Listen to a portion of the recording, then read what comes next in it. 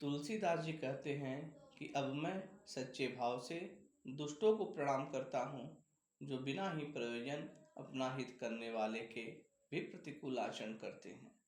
दूसरों के हित की हानि ही जिनकी दृष्टि में लाभ है, जिनको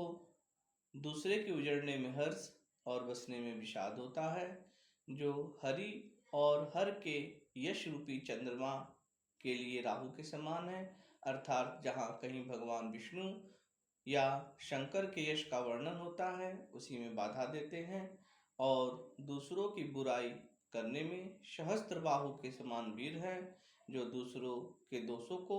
हजार आंखों से देखते हैं और दूसरों के हित रूपी घी के लिए जिनका मन मक्खी के समान है, अर्थात जिस प्रकार मक्खी घी में गिरकर उसे खराब कर देती है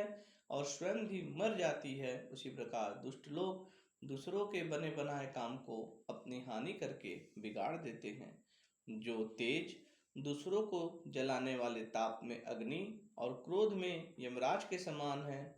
पाप और अवगुण रूपी धन में कुबेर के समान धनी है, जिनकी बढ़ती सभी के हितों का नाश करने के लिए केतु पुच्छल तारे के समान है, और जिनके कुंभकर्ण की तरह सोते रहने में ही भलाई है। जैसे ओले खेती का नाश करके आप भी गल जाते हैं, वैसे ही वे दूसरों का काम बिगाड़ने के लिए अपना शरीर तक छोड़ देते हैं। मैं दुष्टों को हजार